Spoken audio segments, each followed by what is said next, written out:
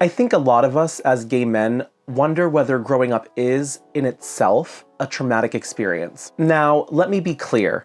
There's nothing about queerness that's inherently damaging or unhealthy, but the environment a lot of us grow up in is. So while not every gay man has what we'd call capital T trauma, like abuse or violence, most of us have experienced some form of emotional stress, rejection, or internal conflict, just from existing in a world that assumes we're straight and punishes us subtly or blatantly when we're not. It's things like realizing you're different before you even have a language for it. It's hiding parts of yourself because you don't know if they're safe to show. It's hearing slurs at school, watching TV where gay people are the punchline, or going to church and learning that love makes you unclean. Even if no one ever laid a hand on you, there's this constant low-level stress, always scanning your environment to see if you're safe. That's what people mean when they talk about minority stress. It's not always about one big traumatic event.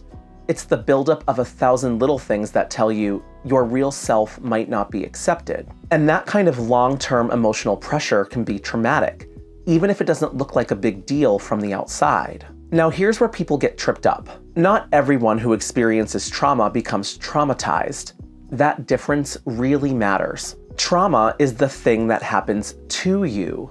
Being traumatized is what happens inside you as a result. Two people might go through similar experiences, say getting rejected by their families, but only one might carry that wound in a way that affects how they trust, how they love, or how they see themselves for years. The difference often comes down to whether they had support, whether they felt safe enough to process it, how deeply it shook their foundation. So how do you know if you've been traumatized by growing up gay? You start by getting curious about your patterns, especially the ones that are hard to explain. Do you struggle with self-worth, even when things are going well? Do you shut down or overcompensate in relationships? Is there a part of you that still feels like you're faking it, or waiting to be found out, even when you're out and proud? Do you crave validation but feel weird or empty when you get it? Are you overly self-reliant because deep down, you don't fully trust people to stay?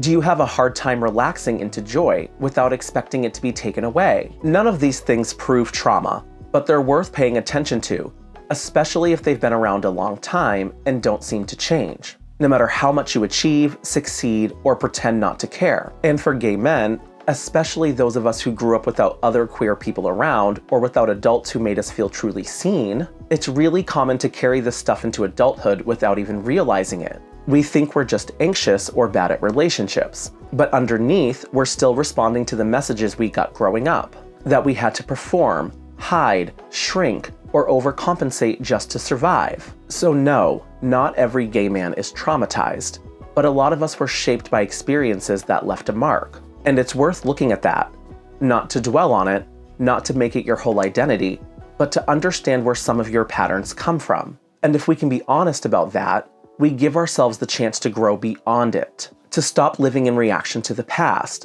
and start choosing something healthier in the present. If you found this helpful, give the video a like, leave a comment with your thoughts, and subscribe for more content like this. I make videos about emotional health, gay identity, and everything in between, and I'd love to have you here. Thanks for watching. See you in the next one. Bye-bye.